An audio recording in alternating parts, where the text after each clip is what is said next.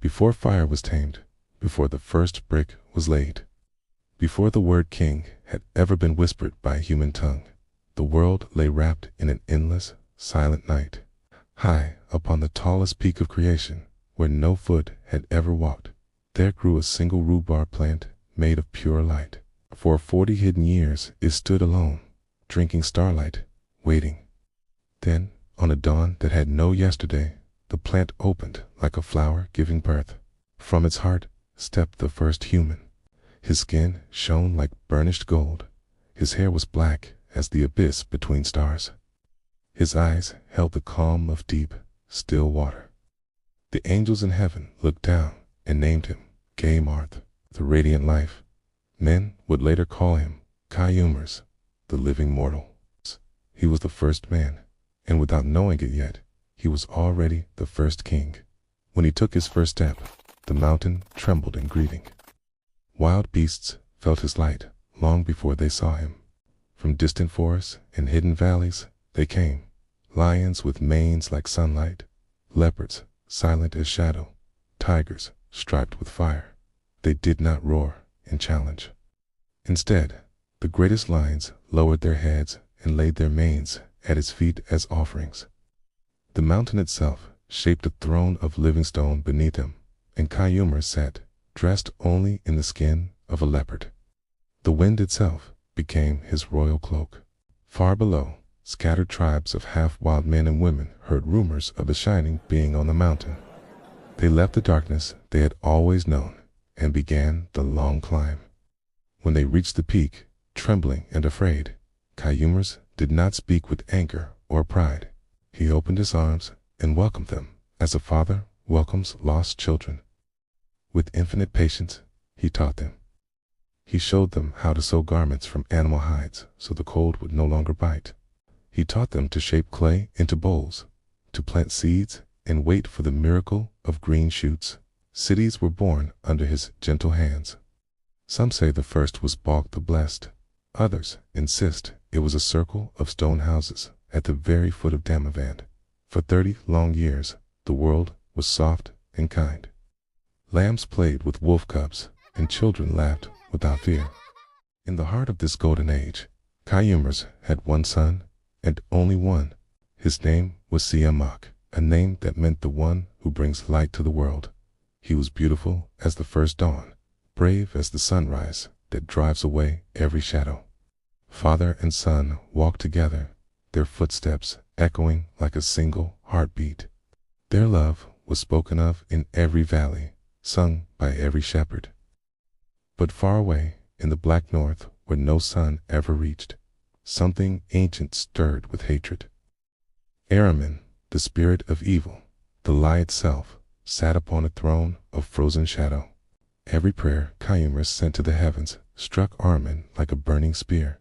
Every smile on Siyamak's face was poison to him. Rage boiled inside the destroyer until it overflowed. One moonless night, Ahriman crouched on a jagged rock. With hands twisted by hate, he shaped darkness into flesh.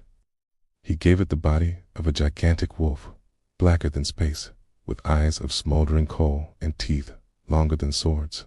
Ahriman leaned close and whispered a single command that dripped with venom. Go south, find the son of Kayumars, kill him, tear him in half. Break the father's heart so completely that light itself will die. The black demon crossed the world in a single night, leaving frost and death wherever its paws touched the ground. Siyamak, young and fearless, rode out to meet it.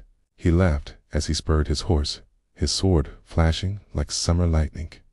Where the sky touches the earth, the two met. The clash was terrible. For one awful moment, the mountain held its breath. Then came a sound like the sky breaking open. When the snow settled, Siyamak lay dead, his bright blood painting the path crimson. For the first time since creation, the earth tasted human blood. For the first time, death walked among men. Messengers ran to Kayumars, carrying the broken body of his son. When the first king saw what lay before him, a sound came from his throat that was neither human nor animal, a howl of grief so deep that the mountains echoed it for 7 days and 7 nights. He tore the golden crown from his head and cast it away. He clothed himself only in black. For 1 full year, he neither ate nor spoke. He sat motionless on the ground while winter turned to summer and back again. The lions sat in a silent circle around him, their heads bowed. Then, when the year of mourning ended, a blaze of golden fire split the sky. The angel Sirach descended on wings that left trails of light across the heavens. His voice was gentle but unbreakable. Rise, Kayumars. The wise Lord has seen your grief. Gather every beast that loves you. Take your grandson, little Hushang, whose eyes already shine with wisdom. Avenge your son. Let justice burn brighter than sorrow. Siyamak had left behind a single grandson, a child named Hushang. Though he was small, light poured from his eyes as though a star lived inside him. Kayumars lifted the young Hushang onto his shoulder so all could see. Then he called the animals of the earth. Lions came wearing tiny helmets forged of gold. Eagles arrived carrying silk banners. Tigers marched with spears, gripped carefully between their teeth. It was the strangest and most beautiful army ever assembled. They marched north for 40 days. On the edge of the world, where light and darkness meet, the final battle began. Tea lasted 1 full day and 1 full night. The sky turned red, then black, then gold again. When the sun rose on the 2nd morning, the black demon lay dead, its body broken at the feet of Hushang. Ahriman's scream of defeat echoed across creation as he fled back into the abyss, wounded forever. For 30 more years, Kayumars ruled with gentle wisdom. He set the first laws so that the strong would protect the weak.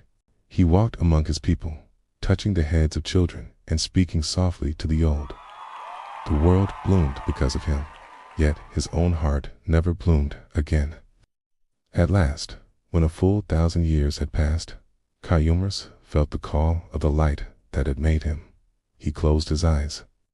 His body began to glow, softly at first, then brighter and brighter until it became pure light. That light rose gently into the heavens and took its place as the morning star we still call Tyr, the bright arrow of justice that appears just before dawn.